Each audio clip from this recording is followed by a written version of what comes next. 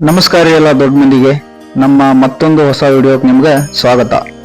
ಇವತ್ತು ನಾವು ಹೊಂಟೀವಿ ಸೌದತ್ತಿ ಯಲ್ಲಮ್ಮನ ಗುಡ್ಡಕ್ಕೆ ಮತ್ತ ಅಲ್ಲಿ ಇರೋ ಪರ್ಸ್ಗಳ ಬಗ್ಗೆ ತಿಳ್ಕೊಳಕ.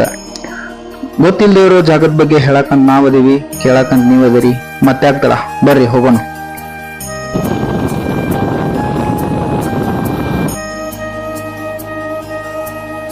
ಹೀಗೆ ಸೌದತ್ತಿ ಮುಖಾಂತರ ಯಲ್ಲಮ್ಮನ ಗುಡ್ಡಕ್ಕೆ ಹೋಗಬೇಕಾದ್ರೆ ನಮಗ ಮೊದಲು ಸಿಗೋದು ಜೋಗುಳ ಬಾವಿ. ಹಿಂದೆ ಈ ಬಾವಿ ಚಿಕ್ಕದಾಗಿತ್ತು, ಇವಾಗ ಇದನ್ನ ನವೀಕರಣ ಮಾಡಿ ದೊಡ್ಡದಾಗಿ ಮಾಡಿದಾರ. ನೋಡಾಕ ಕಲ್ಯಾಣಿ ತರ ಕಾಣಿಸ್ತದ. ಪುರಾಣದಾಗ ಇದಕ್ಕೊಂದು ಕಥೆನೂ ಐತಿ. ಅದೇನಂದ್ರ ಯಲ್ಲಮ್ಮನ ಗುಡ್ಡದಾಗಿರೋ ತಾಯಿ ರೇಣುಕಾದೇವಿ ಅವರಿಗೆ ಅವರ ಪತಿ ಶಾಪ ಕೊಡ್ತಾರ. ಆ ಶಾಪದಿಂದ ಅವ್ರಿಗೆ ಚರ್ಮ ರೋಗ ಬರ್ತದ. ಅವಾಗ ಅವರು ಆಶ್ರಮ ಬಿಟ್ಟು ಆಚೆ ಬರ್ತಾರ. ಈ ಜಾಗಕ್ಕೆ ಬಂದಾಗ ಇಲ್ಲಿ ಸಿದ್ಧಿ ಪುರುಷರು ಸಿಕ್ಕು ಹೇಳ್ತಾರ, ಈ ನೀರಾಗ ಅರಿಶಿನ ಹಚ್ಕೊಂಡು ಸ್ನಾನ ಮಾಡಿದ್ರೆ ಶಾಪ ವಿಮೋಚನೆ ಆಗ್ತೈತಿ ಅಂತ. ಆಗ ತಾಯಿ ರೇಣುಕಾದೇವಿಗೆ ಶಾಪ ವಿಮೋಚನೆ ಆಗ್ತದ. ಹಾಗಾಗಿ ಈ ನೀರಿಗೆ ಅಷ್ಟು ಪ್ರಾಮುಖ್ಯತೆ ಐತಿ. ಇನ್ನ ಇಲ್ಲಿ ತಾಯಿ ಸತ್ಯಮ್ಮ ದೇವಿಯ ದೇವಸ್ಥಾನ ಅದ. ಇಲ್ಲಿ ಜೋಗಳ ಕಟ್ಟಿದ್ ನಾವು ನೋಡಬಹುದು. ಮತ್ತ ಅಲ್ಲಿ ಬಾವಿ ಸಹ ಅದ. ಹೀಗಾಗಿ ಈ ಜಾಗಕ್ಕೆ ಜೋಗಳ ಬಾವಿ ಅಂತ ಕರೀತಾರ. ಮಕ್ಕಳು ಇಲ್ಲದೆ ಇರೋರು ಇಲ್ಲಿ ಹರಕೆ ಹೊತ್ಕೊಂಡ್ರ ಮಕ್ಕಳಾಗ್ತಾವು ಅನ್ನೋದು ನಂಬಿಕೆ ಅದ.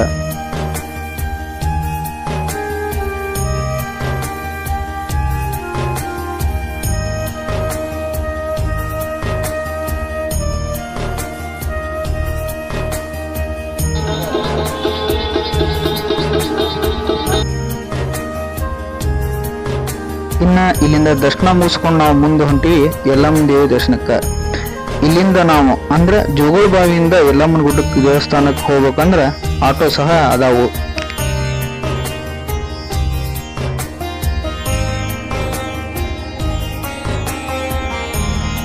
ಈಗ ನಾವು ಯಲ್ಲಮ್ಮನ ಗುಡ್ಡಕ್ಕೆ ಬಂದ್ವಿ. ಇವಾಗ ಗುಡಿ ಹತ್ರ ಹೋಗೊಂಡ್ ಬರ್ರಿ.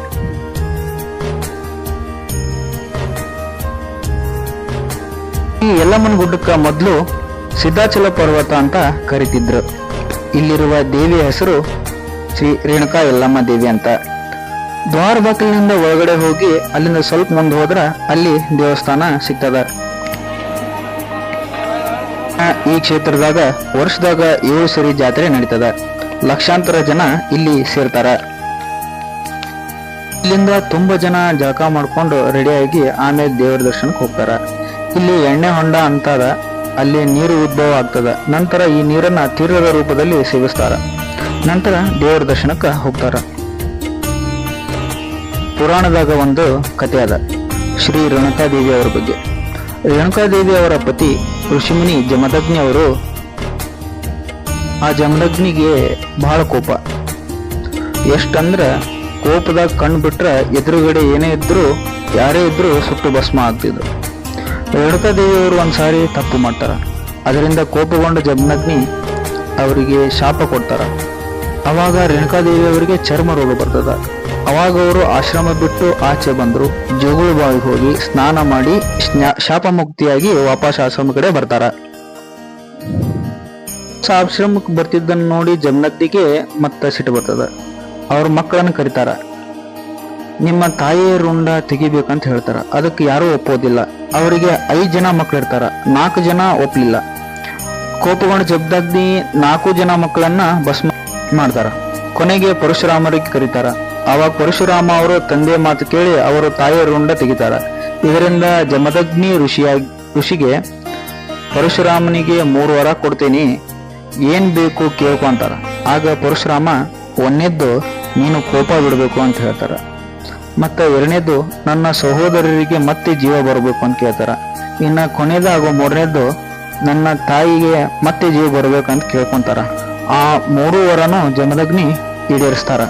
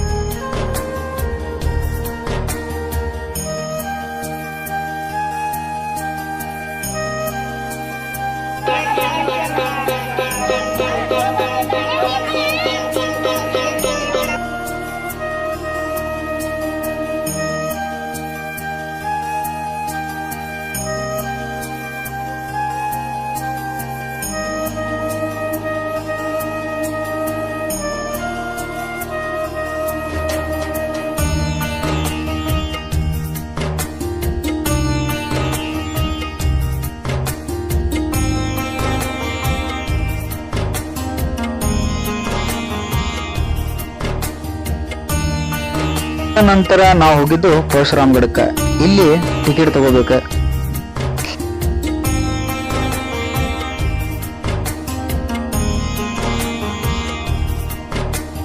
ಇಲ್ಲಿ ಪರಶುರಾಮ ಅವರ ಪಾದರಕ್ಷೆಯನ್ನ ನಾವು ನೋಡಬಹುದು.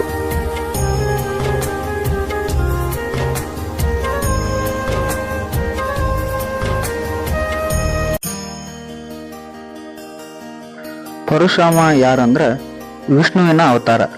ದಶಾವತಾರಿಯಾದ ಪರಶುರಾಮ ಅವರ ಕೋಟೆನ ನಾವಿನ್ ನೋಡೋಣ. ನಾವು ಕೋಟೆ ಕಡೆ ಒಳಗೆ ಹೋಗ್ಬೇಕಾದ್ರೆ 2 ದ್ವಾರ ಕಾಣ್ತಾವ ನಮ್ಗ. ಆ 2 ದ್ವಾರಗಳು ಮುಂದೆ ಹೋಗಿ ಒಂದೇ ಕಡೆ ಸೇರ್ತಾವು.